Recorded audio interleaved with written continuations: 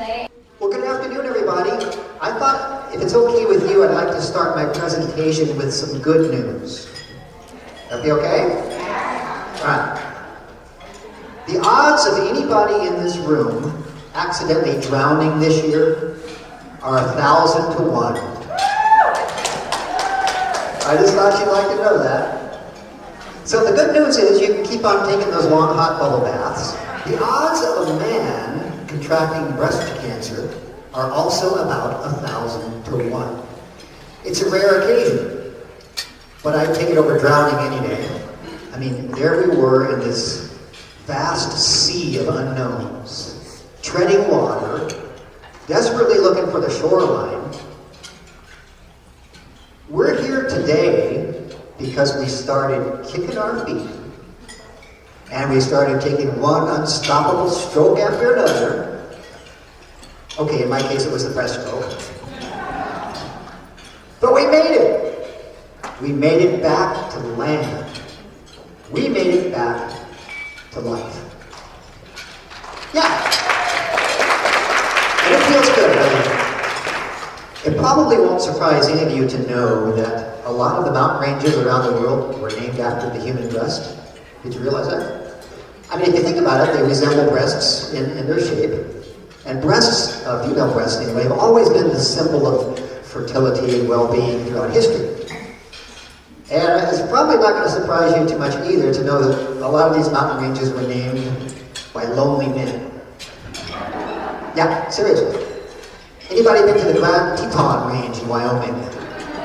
Awesome place. You know what Grand Teton means, of course.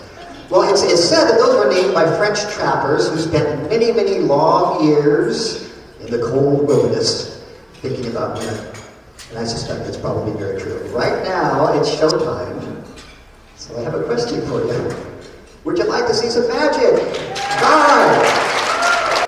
It's an old newspaper. Yeah, I need a few hands clapping here. Okay, I know you're eating. You can use your fork. It's fine. Watch carefully. Wow, this is getting interesting. All right. You got it. Let's see if we can put this all back together. This doesn't always work, but I'm going to give it my best shot here.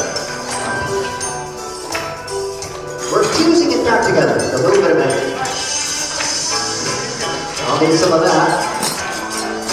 I'll need some of that. A little bit of that. There we go. Thanks very much. Woo! That was so good. I think I'll do it again. 1, 2, 3, 4, 5, 6, 7. Thank you. Now, you have to remember, I was born on a Thursday morning at 5:29 a.m., June 29th, 1950. Oh, sorry, Mom, it was a long night, I know. You know. But the voice of authority back then in the 50s was a guy by the name of Dr. Benjamin Spock. Anybody heard of him? Yeah. Yeah, not to be mistaken with Mr. Spock of Star Trek. Yeah. Okay, so I don't remember him. Well, I mean, I remember his name. But I'll tell you one thing, even though I never met him, being a baby and all that, I would like to get my hands on that guy. Well, I'd like to have a few words with him after all. It was he who convinced my mom and millions of other mothers like her that I was born too fat, and therefore I should never be drinking a drop of mother's milk. Well, yeah, I know. My wife has this theory that this might have contributed in some way to some of the neurotic tendencies I have, but that's a whole other story in another show. But the fact is, to this day, I can't pass by a statue of Venus de Milo without feeling like I'm missing something in my life. And I'm not talking about arms either. So do me a favor, everybody hold your hands up really high and wiggle them. This is like very nice air conditioning for me up here, thank you. We're getting the blood circulating, which is good. Okay, Now, here's the best part. Do as I do, and you'll be amazed at some magic we can do together. Just gently turn your hands straight up and wiggle your two thumbs like that. How many of you are with me on this? I didn't think so. That's all right. It never works for you guys. Nice try, though. Nice try. Even though I was never breastfed, I did a little bit of research, and I do want to share this with you. I was able to pull up some signs that your child is too old to be breastfed. I thought this was interesting. Now, I don't know if any of you have any of these issues or had them, but a sure sign that your child is too old to be breastfed is, well, if he can open your blouse by himself. That's a warning sign. He's too old to be breastfed. Yeah, I read that on the internet, by the way. Oh, I've got one. Your birth control pills interfere with his acne medicine. Definite sign. He's too old to be breastfed. Oh, how about this? After each feeding, he has a smoke. Definitely too old to be breastfed. All right, that's enough of that. I have one more. Beard abrasions on your areola. Yeah. Get that guy out of there, find him a bottle. And just remembering these few simple tips allows each and every one of us to fully reflect that unending amazingness that we all carry inside. Thank you very, very much to you.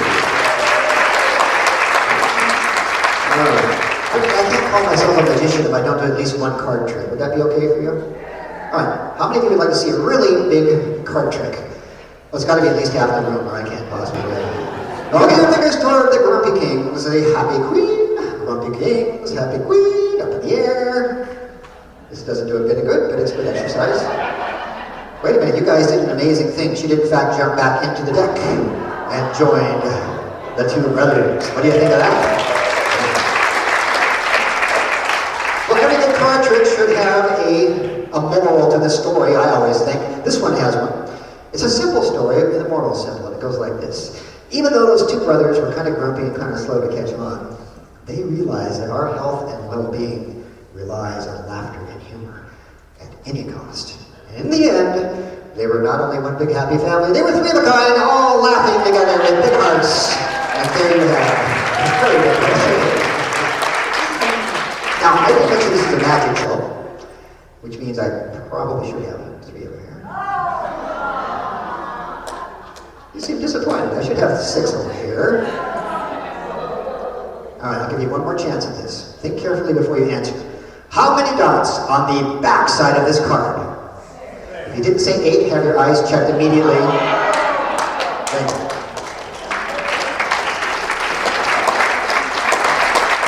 Okay, as promised, I want to close with a song.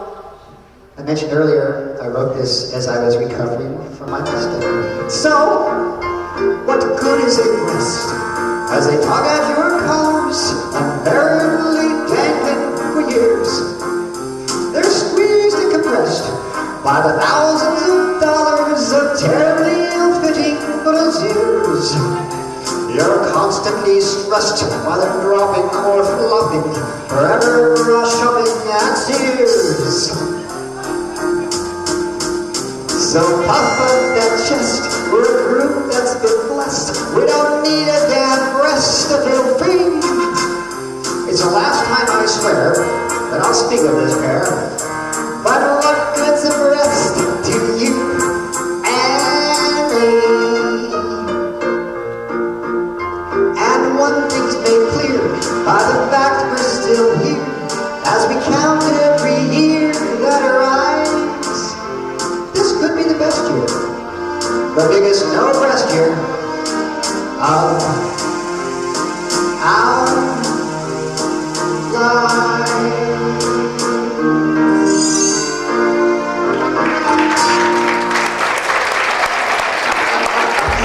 Thank you so much. Thank you very, very much. You guys have been terrific. Thanks for being here with me. Have a wonderful rest of the day, and I'll see you around. Bye-bye.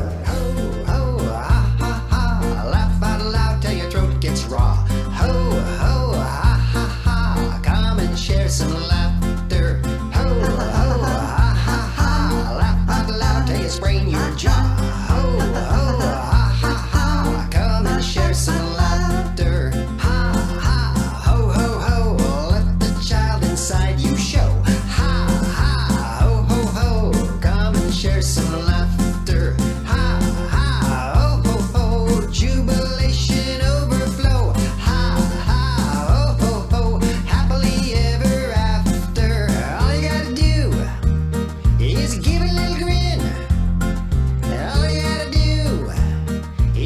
your chin.